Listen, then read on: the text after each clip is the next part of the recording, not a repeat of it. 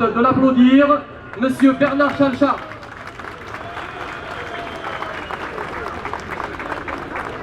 Chers amis, je suis très heureux d'être avec vous. J'aurais préféré qu'il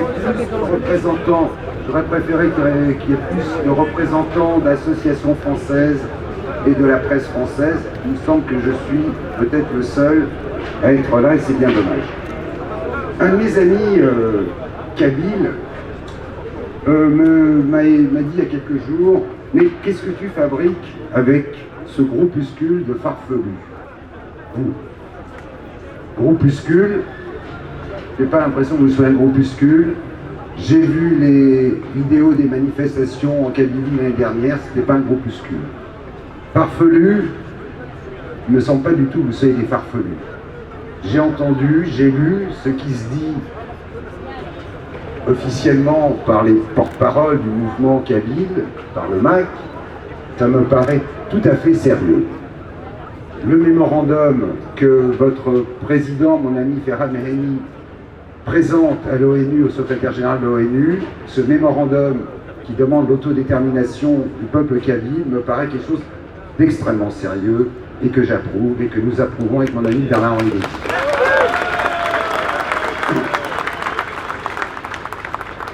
Mon ami kabyle, qui malheureusement ne comprend pas l'importance de ce combat, merci. Ah, bon, d'accord, avec plaisir.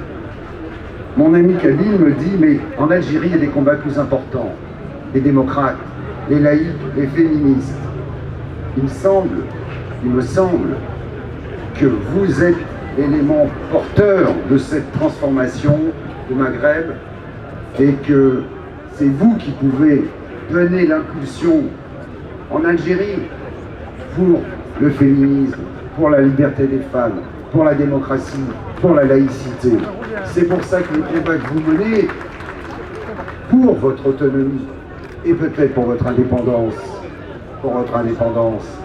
ce combat, il est exemplaire pour le Maghreb. C'est pas un combat à côté. Allez, l'Afrique du Nord, je veux bien. Et le Machrek. Non.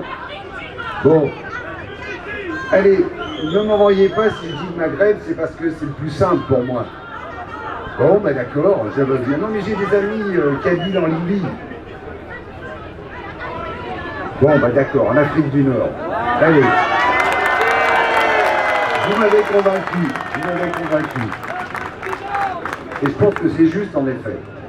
Donc, ce qui me paraît important, surtout à une période aussi troublée et dangereuse que celle que nous vivons, dont vous connaissez les ravages en raison du terrorisme islamiste que nous vivons ici en France, vous qui connaissez la montée de l'islamisme dans un pays comme l'Algérie, votre combat est absolument exemplaire. C'est un souffle d'espoir sur non seulement l'Afrique du Nord, mais sur l'Europe, sur la France. Ça me paraît très important ce combat que vous menez parce que c'est un combat pour tout le monde. Et alors, dernier point. Le peuple kabyle, avec ce référendum, est appelé à se prononcer sur son autodétermination. Si le peuple kabyle choisit l'indépendance, quel est le scandale? Il n'y a pas de scandale. Les Kabyles ont payé le tribut du sang à la guerre d'indépendance contre le colonialisme français. Ils ont été bien mal récompensés. Ils ont ensuite subi un nouveau joug, c'est celui du nationalisme arabe, qui est incapable, pour l'instant, de se convertir à une conception démocratique. L'Algérie, c'est le pays où s'entremêlent le nationalisme et l'islamisme. Je sais que vous, c'est vraiment pas ce que vous portez, c'est le contraire. Vous avez une vision démocratique de l'avenir, multiconfessionnelle, je l'ai encore entendu tout à l'heure. On est kabyle, après on peut être juif, chrétien, protestant et musulman, et c'est comme ça que nous voyons les choses. Merci pour votre mobilisation.